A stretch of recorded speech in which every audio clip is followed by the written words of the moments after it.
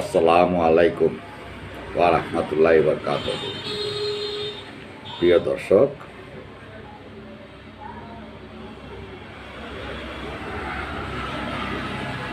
সাবেক এমপি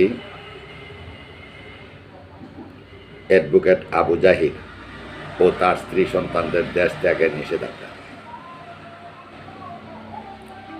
হবিগঞ্জ, লাখাই ও শায়েস্তাগঞ্জ উপজেলা নিয়ে গঠিত হবিগঞ্জ ৩ আসনের সাবেক সংসদ সদস্য এবং জেলা আওয়ামী লীগের সভাপতি অ্যাডভোকেট মোহাম্মদ আবু জাহির ও তার স্ত্রী, হবিগঞ্জ জেলা পরিষদের সাবেক চেয়ারম্যান আলিয়া আক্তার, ছেলে ব্যারিস্টার ইফাত জামিল ও মেয়ে আরিফা আক্তার মুক্তির বিরুদ্ধে দেশ ত্যাগের নিষেধাজ্ঞা দেওয়ার সিদ্ধান্ত নিয়েছে দুর্নীতি দমন কমিশন দুদক।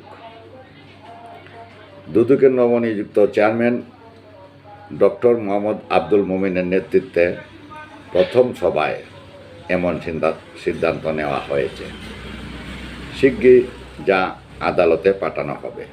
গতকাল বৃহস্পতিবার 12 ডিসেম্বর দুদকের প্রধান কার্যালয় থেকে এমন সিদ্ধান্ত নেওয়া হয়েছে বলে নিশ্চিত করেছেন সংস্থাটির জনসংযোগ কর্মকর্তা আক্তারুল ইসলাম।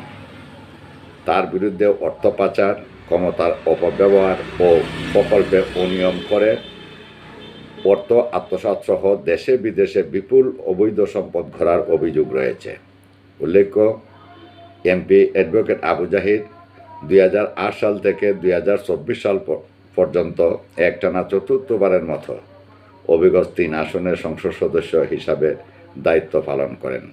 গত 5 আগস্ট বৈষম্য বিরোধী আন্দোলনের মুখে তৎকালীন প্রধানমন্ত্রী শেখ হাসিনা দেশ ত্যাগ করলে পরদিন 6 আগস্ট রাষ্ট্রপতি সংসদ ভেঙে দেন। এতে সংসদ সদস্য পদ হারান অ্যাডভোকেট আবু জাহির।